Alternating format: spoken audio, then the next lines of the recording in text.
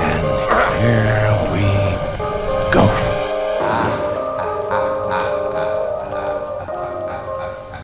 Carry the cottons, so they have cotton swabs for filters. I just have my regular, it's just a regular 1cc insulin syringe. I use the long tip ones, so it's not because they're longer. And then this is, this used to be my keychain, but I had to give my key to my apartment. This is how bad I had to give my key to my apartment back, but this is my keychain. And it's just a tie, so I can tie off. According to the Centers for Disease Control, the opioid epidemic is fueled by prescription pain medications. Great job. Way to communicate, good eye contact. Michael Israel dreamed of becoming an architect. In high school, he participated in a video project exploring the architecture of his hometown of Buffalo. These buildings have been here for such a long time. Michael didn't realize his dream. Despondent over an addiction to prescription opioids, he took his own life at the age of 20. When Michael said, "I'm addicted," it was a big surprise. This is New Hampshire.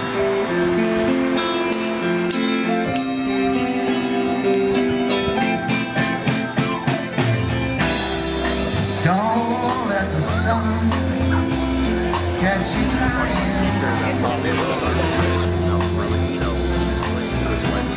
The lights, the time for your tears. Your heart may be broken tonight, but tomorrow. I can't remember if I was quite 16 or quite 17 years old, but I believe I was about 17 years old. I had a friend, and I used to sell weed, and I had a friend, and I was selling him weed, and he had cancer really bad, and he had a caregiver that took care of him. I would sell them like a ½ ounce of weed every couple days, and then after like a while, I don't remember how long it was. Eventually, he actually died of cancer, and so I still used to, so I hadn't heard from the other guy that lived with him for a long time. So at one point, I went over there and like went and talked to him, and I was like, "Hey man, what's up? Like, you haven't called me for a while. I figured you'd would definitely need some pot, like, with all the shit that's going on and stuff." And he's like, "Oh, I mean, I have no money. Everything's fucked," because like, his income came from the all the government subsidies they were getting for him having cancer. So between the two of them, they had no income after he died. He said he had all these pills and asked me if I would trade some of them for some weed. And like I just said, "Well, let me see what they are." And he pulls out this like giant plastic tote, like one of the Rubbermaid totes. It was like this big, like 5 feet long, yay tall, and it was essentially full pill bottles of Percocets, Dilaudid, fentanyl patches, fentanyl lollipops, Marinol pills, any and all narcotic that can be used for pain that they give to cancer patients at that time. So I mean, I told him, yeah, I could trade him some of them for him, and so I ended up trying them. And the first opiate I ever tried was an Opana 60, and I learned later that those can be like fatal, like if you don't have a tolerance. And like so, I crushed up one of those and snorted it, and I was sick for like a day and a half, and that was ridiculous. It fucked me up so much I don't even know. Like I didn't, at the time I was like, I don't want anything to do with this. That was fucking stupid. Like all I did was lay on the ground and puke for a day. There was nothing good about it. And so I got into conversations with him about it, and he wanted to get rid of them. And he asked me, because he knew when I was still in high school at the time, or I had just dropped out. So he knew that I would I knew kids and stuff around town, and asked me if I knew anybody that wanted any. So like I had like an absurd amount of all these pills. And he gave me a super good price on them because we didn't really know what they were worth. There was a retarded amount of money to be had. So it got to the point where I would sell like one perk 30 and then do like 20 of them.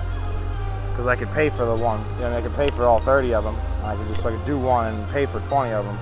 And that's how, and then, so I was 17 years old and had a rampant opiate addiction.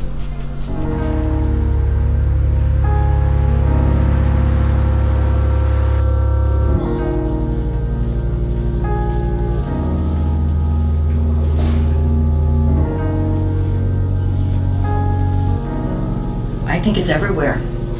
I think you could go into any town, probably in New Hampshire right now, and find just about any kind of drug that you wanted. So I think, we want to think it's a certain group of people that are addicted to drugs, but it's everywhere. It's every socioeconomic group. So, If you take the example of walking down the street on a busy day, and you're walking down the street and you see somebody coming towards you that you know quite well, so you go to wave at them and they just walk past without seeing you. Interesting to ask yourself, what would go through your mind at that point? What would you feel? Now, if you were feeling quite good that day, you might say, oh, they weren't wearing their glasses. Or they were preoccupied with something. They didn't see me, that's fine. And you wouldn't think any more about it. But if you were feeling a bit vulnerable, a bit sad perhaps, or you had an argument with your partner or with the children that morning, then you might well conclude, why didn't they see? Why didn't they acknowledge me? What have I done to upset them? I've lost a friend. That's always happening to me. I don't have very many friends. I wish I had more friends. And 5 minutes later, as you walk down the street, you're still preoccupied with it. And indeed, you might have missed several other people coming in the other direction yourself. But you're still lost in subjectivity, just assaulted by a lot of these negative things. And that's why you could see it as being negative propaganda against the self, just like propaganda in wartime is put about to try to convince people of things. So propaganda against the self is, I'm failure, I'm stupid, look what's happened to you.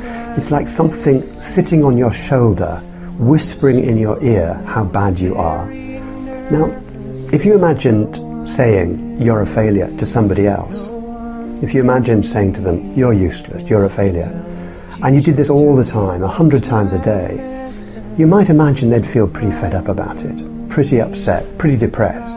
But that's what depressed people do to themselves. This is what we do to ourselves when we're depressed. It's just we have this constant, what you might say, self-talk, running commentary on everything we do, saying, look at that, another example of how stupid you are. The truth is, we cannot not judge.